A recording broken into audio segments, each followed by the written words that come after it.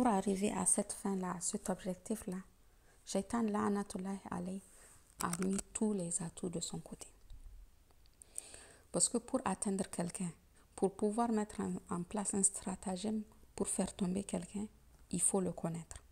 Il faut connaître ses points forts, il faut connaître ses points faibles, il faut connaître ses tentations, il faut connaître ses passions, il faut connaître ses émotions.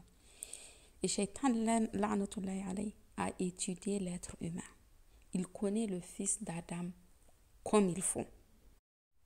Allah subhanahu wa ta'ala nous a informé de cela quand il nous dit إِنَّهُ يَرَاكُمْ هُوَ وَقَبِيلُهُ مِنْ حَيْثُ لَا تَرَوْنَهُمْ. Il vous voit, lui et ses suppôts, d'où vous ne le voyez pas. Donc Iblis la'natullahi alayhi, avec les shéatines parmi les djinns et les humains qui l'entourent, qui sont ses soldats, connaissent l'être humain. Ils connaissent nos points faibles. Ils savent où appuyer pour que nous tombions dans leur stratagème. Et donc, ils utilisent 4 grandes ruses pour nous faire tomber. La première de ces ruses est la peur. إِنَّمَا ذَلِكُمُ الشَّيْطَانُ يُخَوِّفُ أَوْلِيَاءَهُ فَلَا تَخَافُوهُمْ وَخَافُونِي إِن كُنتُم مُّؤْمِنِينَ. C'est le diable qui vous fait peur de ses adhérents. N'ayez donc pas peur d'eux, mais ayez peur de moi si vous êtes croyants. C'est Allah qui nous informe de cela. Ainsi, celui qui est atteint par cette peur-là, il craint les djinns, il craint les charlatans, il craint les sorciers. Cette peur-là, elle prend tellement de place qu'elle nous fait perdre la confiance en Allah subhanahu wa ta'ala. Et le cœur se retrouve alors envahi de doutes et de waswas. Nous avons ainsi des gens qui tombent dans le shirk parce qu'ils ont peur des djinns. Donc pour essayer de se protéger contre les djinns, au lieu d'utiliser la protection d'Allah subhanahu wa ta'ala, ils estiment qu'elle n'est pas suffisante. Donc ils perdent la confiance en Allah et ils vont se protéger auprès des charlatans, auprès des sorciers, au lieu d'utiliser la voie qu'Allah subhanahu wa ta'ala nous a indiquée. قُلْ حَسْبِيَ اللَّهُ عَلَيْهِ يَتَوَكَّلُ الْمُتَوَكِّلُونَ. Dis, Allah me suffit. Et c'est en lui que placent leur confiance ceux qui cherchent un appui. Voilà le remède de cette peur-là, de cette première peur. Le fait d'avoir peur des djinns, des charlatans, des sorciers, de penser qu'ils peuvent nous faire un mal. Alors que non, par Allah ne nous atteint que ce qu'Allah subhanahu wa ta'ala nous a prescrit. قُلْ لَنْ يُصِيبَنَا إِلَّا مَا كَتَبَ اللَّهُ لَنَا هُوَ مَوْلَانَا وَعَلَى اللَّهِ فَلْيَتَوَكَّلِ الْمُؤْمِنُونَ. Rien, dit, rien ne nous atteindra en dehors de ce qu'Allah a prescrit pour nous. Il est notre protecteur, c'est en Allah que les croyants doivent mettre leur confiance. Donc, Shaitan peut bien essayer de nous faire peur à travers ses soldats, à travers les djinns, à travers les sorciers, à travers les charlatans. Mais nous, en tant que croyants, nous plaçons notre confiance en Allah subhanahu wa ta'ala tout en étant conscients que vraiment ce qui nous a atteints, c'est vraiment ce qu'Allah a prescrit pour nous.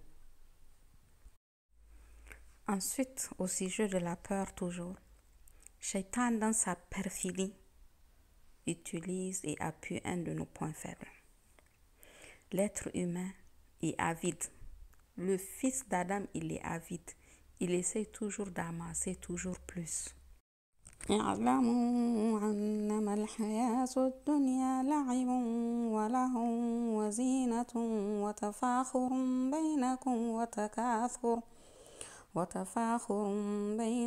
وتكاثر في الأموال والأولاد. Sachez que la vie présente n'est que jeu, amusement, vaine parure, une course à l'orgueil entre vous et une rivalité dans l'acquisition des richesses et des enfants. Donc c'est là, c'est une rivalité dans l'acquisition des richesses et des enfants. Donc tout ce que tu auras, tu vas toujours trouver que c'est peu et que tu vas chercher à amasser toujours et encore plus. Et donc Shaitan appuie sur ce point-là. Il appuie sur ce point-là et il nous fait peur et il nous fait craindre quoi? La pauvreté, le manque.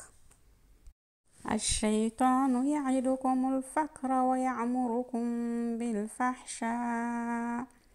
Le shaitan vous fait craindre l'indigence et vous recommande des actions honteuses.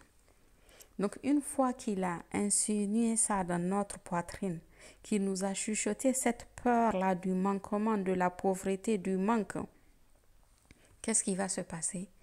Pour éviter d'avoir ce manque-là, pour éviter de tomber dans la pauvreté, l'être humain va poser des actions qui sont honteuses. Il va nous pousser à délaisser des obligations religieuses ou à les retarder. Parce qu'on est en train de courir après la richesse, après le fait d'amasser encore plus. Ou il va nous pousser à rechercher le haram ou l'illicite pour essayer de nous enrichir. Par exemple, tu as une boutique et c'est l'heure de la prière. Et tu ne vas pas fermer ta boutique à l'heure de la prière. Parce que tu vas te dire, oui, il y a des clients qui vont venir ou il y a des clients qui sont là. Mais tu peux les faire attendre et aller remplir ton obligation religieuse envers Allah subhanahu wa ta'ala. Et ensuite, tu reviens parce que c'est qui enrichit? C'est Allah qui t'enrichit.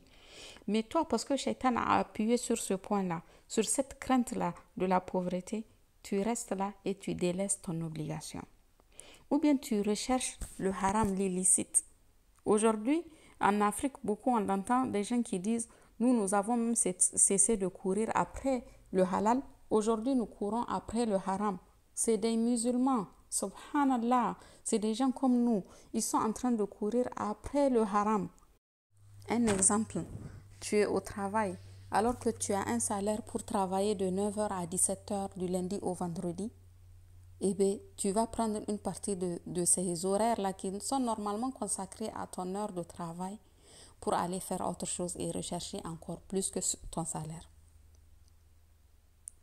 Par exemple, il y a des médecins qui sont censés être à l'hôpital de 9h à 17h, mais en même temps, là, ces médecins, ils travaillent dans des cliniques. Donc, dans quel objectif? Amasser encore plus. Au lieu de rester de 9h à 17h à l'hôpital, ils vont rester de 9h à midi, par exemple, à l'hôpital. Et le reste du temps, ils sont à la clinique. Ça, c'est un temps que normalement est dû à l'État. C'est un temps où ils devraient être à l'hôpital et ils le consacrent pour être à la clinique. Et donc, ils vont avoir un double salaire, mais pas dans le permissible. Non, non, non, c'est illicite. C'est le cas aussi peut-être de quelqu'un qui passe un examen d'un étudiant ou d'une étudiante et qui triche. Pourquoi? Juste pour avoir son diplôme. Dans l'objectif que ce diplôme-là va lui apporter une richesse après. Il va avoir un travail, il va avoir un meilleur salaire, il va avoir quoi? Donc l'essentiel c'est d'avoir le diplôme quitte à tricher et à tomber. Dans ce cas-là, il ne veut pas. Alors que le remède de cette peur, de cette crainte de la pauvreté se trouve dans la sourate At-Talaq quand Allah nous dit وَمَنْ يَتَّقِ اللَّهَ يَجْعَلْ لَهُ مَخْرَجًا. Et quiconque craint Allah, il lui donnera une issue favorable. Donc ne t'inquiète pas. Ce que tu dois mettre en priorité, c'est la crainte d'Allah subhanahu wa ta'ala. Et il va te donner une solution. Respecte les interdits d'Allah. Il va te donner une sortie. C'est lui qui t'enrichit. Donc juste respecte les limites qu'il t'a données. Et tu vas assister au miracle. وَمَنْ يَتَّقِ اللَّهَ يَجْعَلْ لَهُ مَخْرَجًا وَيَرْزُقْهُ مِنْ حَيْثُ لَا يَحْتَسِبُ. Et il va t'accorder de ses dons par des moyens par lesquels toi-même tu ne savais pas que ça va t'arriver. Combien de fois nous avons vu des gens s'enrichir et eux-mêmes ils se disent je ne sais pas d'où ça me vient. Mais respecte seulement les règles qu'Allah il a. وَمَنْ يَتَوَكَّلْ عَلَى اللَّهِ فَهُوَ حَسْبُهُ إِنَّ اللَّهَ بَالِغُ أَمْرِهِ قَدْ جَعَلَ اللَّهُ لِكُلِّ شَيْءٍ قَدْرًا. Et quiconque place sa confiance en Allah, Allah le suffit. Quiconque place sa confiance en Allah, Allah lui suffit. C'est entre ses mains que se trouvent les trésors des cieux et de la terre. Respecte les limites qu'il t'a mis. Place ta confiance en Allah subhanahu wa ta'ala et il te suffit. Pourquoi? Parce que Allah, il a atteint ce qu'il se propose. Inna Allaha balighu amri. Et il a assigné une mesure à chaque chose. Qad ja'ala Allahu li kulli shay'in qadara. Tu n'auras certainement que ce qu'Allah t'a prescrit.